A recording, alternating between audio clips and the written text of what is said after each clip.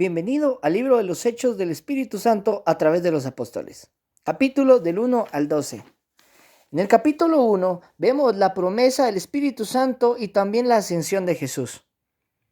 Los personajes principales es Jesús y la palabra clave es la asunción. Así que mientras los apóstoles estaban con Jesús le preguntaron con insistencia: Señor, ¿ha llegado el tiempo de que liberes a Israel y restaures tu reino? Y él les contestó que no les es necesario saber esto. Solo el Padre sabe la fecha y el tiempo, pero recibirán al Espíritu Santo. De esta manera Él sube al cielo y entre las nubes, dos ángeles se paran enfrente de las personas que estaban viendo el suceso y les dice que por qué miran al cielo. Y les da la promesa que un día, así como le vieron irse, Él vendrá entre los cielos. Es la promesa de que Dios, que Jesús mismo vendrá otra vez. En el capítulo 2 vemos los personajes de Pedro y los creyentes. La palabra clave: arrepentimiento y la venida del Espíritu Santo. Vemos cómo la llegada del Espíritu Santo en el día de Pentecostés.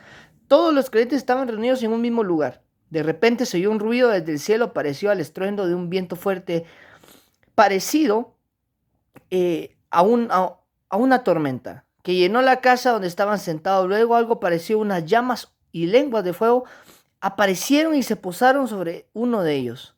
Y todos los presentes fueron llenos del Espíritu Santo.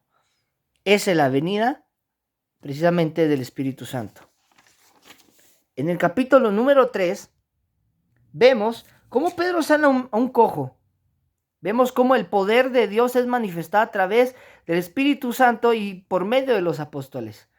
Pedro, este personaje líder nato entre los apóstoles, sana a este cojo. Cierta tarde Pedro y Juan fueron al templo para participar en el servicio de oración de las 3 de la tarde. Mientras se acercaban al templo llevaban cargo un hombre cojo de nacimiento. Todos los días lo ponían junto a la puerta del templo, la que se llama Hermosa, para que él pudiera pedir una limosna a la gente que entraba. Cuando el hombre vio que Pedro y Juan se acercaban por entrar, les pidió dinero. Pedro y Juan lo miraron fijamente y Pedro le dijo: míranos. El hombre lisiado los miró ansiosamente esperando recibir un poco de dinero, pero Pedro le dijo: yo no tengo plata ni oro para ti, pero te daré lo que tengo. En el nombre de Jesucristo de Nazaret, levántate y camina. Entonces Pedro tomó al hombre lisiado de la mano derecha y lo ayudó a levantarse. Mientras lo hacía, al instante los pies y los tobillos fueron hombres sanados y fortalecidos. Es esto el poder de Dios por medio del Espíritu Santo a través de los apóstoles. Y en el capítulo 4 vemos cómo Pedro y Juan ante el concilio. Mientras Pedro y Juan hablaban a la gente, se vinieron enfrentados por los sacerdotes. Es la primera persecución por predicar el evangelio de Jesucristo. Los guardias del templo, algunos de estos líderes estaban sumamente molestos porque Pedro y Juan enseñaban a la gente que hay resurrección de los muertos por medio de Jesús, el único que los iba a librar de sus pecados. En el capítulo número 5 vemos cómo es el castigo a la iglesia, Ananías y Zafira. Había cierto hombre llamado Ananías quien junto a su esposa Zafira vendió una propiedad y llevó solo una parte del dinero a los apóstoles. Pedro afirmó que era la suma total de la venta. Con el consentimiento de su esposa se quedaron el resto. Entonces Pedro le dijo: Ananías, ¿por qué has permitido que Satanás llenara tu corazón? Le mentiste al Espíritu Santo. Rápidamente pudieron ver muerte. El castigo fue para ellos, pero fue una lección para la iglesia. El castigo de ellos fue no haber mentido, es haberle mentido a Dios. Y esto fue el capítulo número 5. En el capítulo número 6 vemos el discurso y el arresto de Esteban. Esteban, un hombre lleno de la gracia y del poder de Dios, hacía señales y milagros entre la gente. Cierto día, unos hombres de la sinagoga de los esclavos liberados, así la llamaban, comenzaron a debatir con él. Eran judíos. Entonces persuadieron a un hombre para que pudieran mentir acerca de Esteban. Ellos declararon: nosotros oímos a blasfemar contra Moisés y hasta en contra de Dios. Esto provocó a la gente, a los ancianos y a los maestros de la ley religiosa, así que arrestaron a Esteban. Esto fue el capítulo número 6. En el capítulo número 7, vemos cómo este hombre da un discurso, el discurso más largo, y les da duro, completamente directo. Pero ¿qué pasa con él? Después de dar este discurso, lamentablemente lo apedrean. Mientras lo apedreaban, Esteban oró: Señor Jesús, recibe mi espíritu. Cayó de rodillas gritando: Señor, no los culpes por este pecado.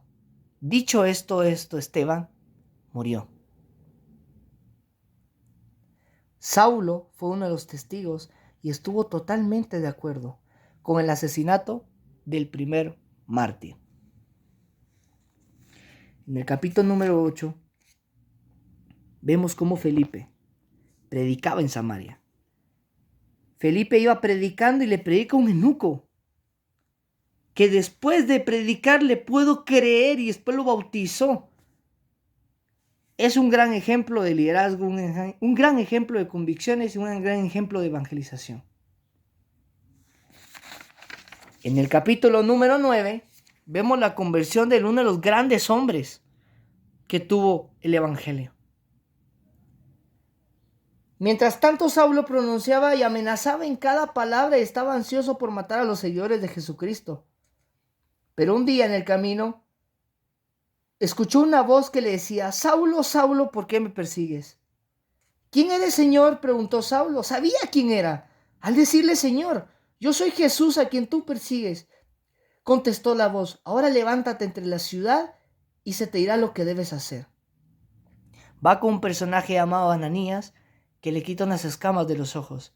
Y después de esto, el Saulo, que conocíamos su nombre, una traducción en otro idioma, es llamado Pablo, uno de los grandes apóstoles de Jesucristo. Es más, el último apóstol de Jesucristo. En el número 10, en el capítulo número 10, tenemos a Cornelio. Cornelio manda a buscar a Pablo. Un ángel se le aparece. En Cesarea vivía un oficial del ejército romano llamado Cornelio, quien era un capitán del regimiento italiano. Era un hombre devoto y temeroso de Dios. Y el ángel se le acercaba y le dijo: Cornelio, dijo el ángel. Cornelio lo miró fijamente, aterrorizado, y dijo: ¿qué quieres, Señor? Le preguntó al ángel y el ángel contestó: Dios ha recibido tus oraciones. Después de eso, Pedro entiende perfectamente el lienzo, los sueños que tenía. Llega a la casa de Cornelio, predica el evangelio y él y toda su casa creen en el Señor. En el número 11 tenemos la iglesia en Antioquía. Predicaban la palabra de Dios, ellos se acercaban, el evangelio era expuesto, eran las primeras iglesias a las cuales ellos se podían acercar.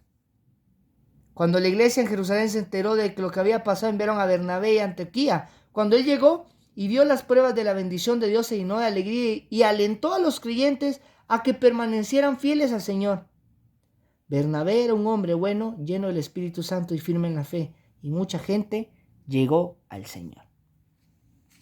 En el número 12 vemos el encarcelamiento de Pedro, un hombre cual se les dio las llaves del reino, un hombre el cual fue líder entre los apóstoles, un hombre con una convicción la cual muchos desearíamos. Se le aparece el ángel, pero Pedro con tal confianza, duerme y el ángel le quita las cadenas y sale libre, por algo que una iglesia estaba orando por eso. Y esto ha sido el resumen del libro de los Hechos del Espíritu Santo a través de los apóstoles.